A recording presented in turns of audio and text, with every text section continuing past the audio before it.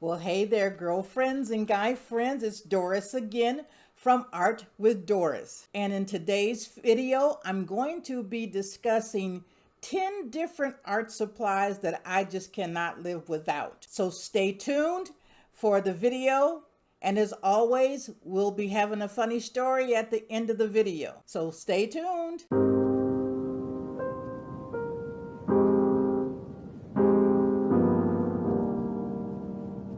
Okay, everyone, welcome back. Let's get started. So the number one paint supply, of course, that I can't live without is paint. This is a pre-mixed paint. You're supposed to be able to use these without pouring medium. The pouring medium is already in it. So that's paint.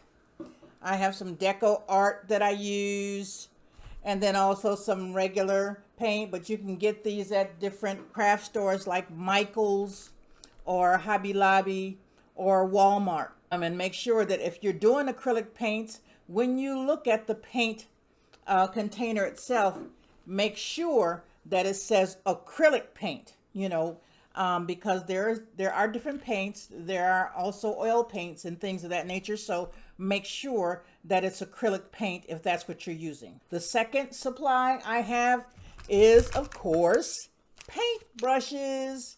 And I have all kinds, all shapes, sizes, which is good to have. And then also I have the sponge paintbrush that I use quite a bit for different projects I'm doing, and sometimes just for spreading paint. Number three is gesso. This is just like a base foundation that I put on my canvases. It's called gesso. There we go. And I put it on my canvases, and I will use the sponge paint brushes when I put on my gesso. On a lot of the canvases, they say that there's already gessoed, but I like to put an extra coat of gesso on there and let it dry before I start painting. The next supply I cannot live without is pouring medium, and I use Floetrol, and you can get it at Hobby Lobby. I think they have Home Depot has it, and probably Lowe's has it as well. But I keep pouring medium on hand always. Mix it with your paint before you start doing your acrylic pours. Then next is cups, all sizes. I have all size cups. These are more large cups. I have paper cups, if you can see that, paper cups. I even have small cups, all different size cups I use when I'm mixing paints or paint pouring. I like to have different size cups on hand. And the next one is canvases. And I couldn't find any small canvases, in my supplies to do this video with, but here's a kind of bigger canvas. And this is, of course, the ones with the wooden back to them. And I had told y'all before about signing your projects, and I would say sign them, with a black ink pen or a permanent marker right along the wood of the frame before you let your projects leave your home. So that's a regular canvas. And then I also use other canvases as well. Just a board canvas right here. You can see how thin it is. You can see that, and it's just, sometimes people use canvases of this type as well when they are doing their acrylics. As a matter of fact, this is the type of canvas I did the Diva on. Just this plain old thin, canvas without, the wood frame. I even buy canvases, the thrift stores, especially if I want to practice. I'll just paint over them in either black or white and let them dry completely, and then I'll start a project. But you can always find pretty cheap canvases at thrift stores or resale shops or garage sales, and use those canvases as well. But yeah, that's another thing I cannot live without is canvases. Okay, and then so let's go on to number 7, which is alcohol wipes. I'm gonna always have some alcohol wipes on hand because, as y'all well know, painting can get messy.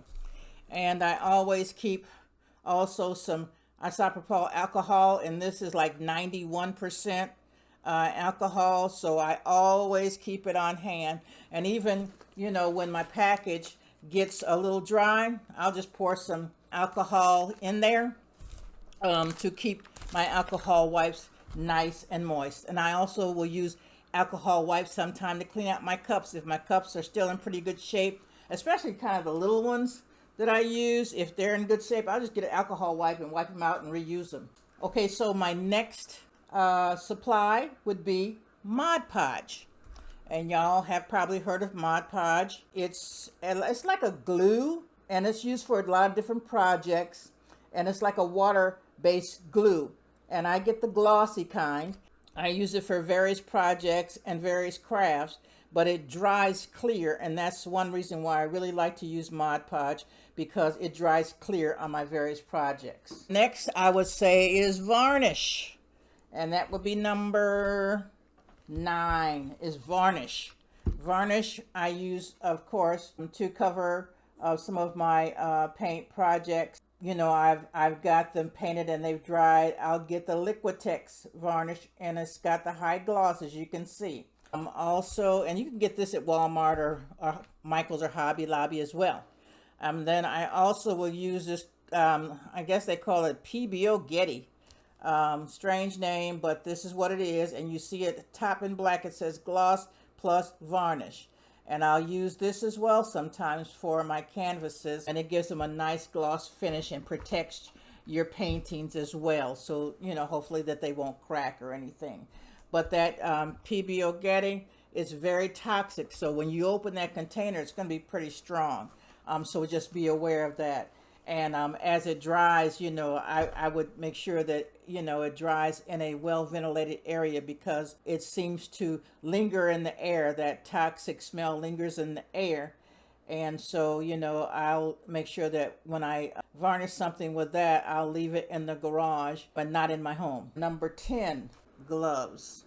Always disposable gloves. I use them like crazy. I keep a box, some of them around, box or two around of the disposable gloves, and I use them all the time.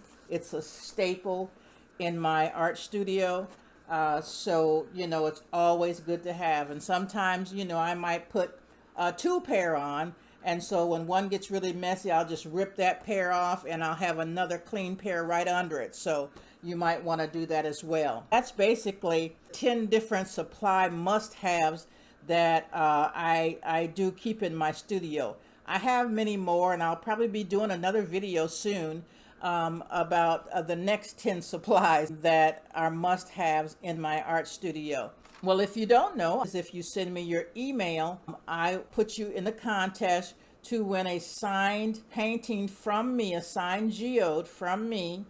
Send notification that you want to be in the contest to artwithdoris@yahoo.com, and I will make sure that your name is entered in the contest to win a signed geode piece of art from me. And then also on my last video, I made a diva, a glam diva. I told everyone that watched the video that if they would like 2 free divas to do their glam diva lady project, send me your email and I will send you 2 free divas. So just know that. So coming up, we're going to have a funny story. I thought about this for a while, and I don't know, after a while I might run out of funny stories. But if I do, I'll be probably given a word of inspiration or of encouragement to you if I happen to run out of funny stories. But I got a few more, I think, in my bank for you to tell you about. Y'all keep watching, and up next is the funny story. And y'all make sure you watch the video and you share it and you give me a thumbs up. Y'all have a beautiful day today, and I will be seeing you soon for another video from Art with Doris. Stay tuned. All right, the funny story that I have this time is, some of y'all know that I am the mother of 4 sons. Well, when most of them were rather young, I had baked a beautiful chocolate cake one day. And of course, it was for, you know, after dinner.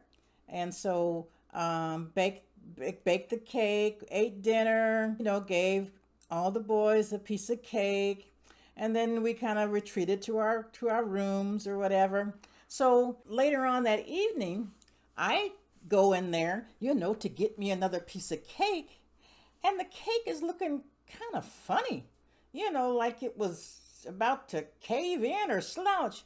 And so I looked at it, and as I got closer, I looked at it, and what I was seeing, I couldn't believe.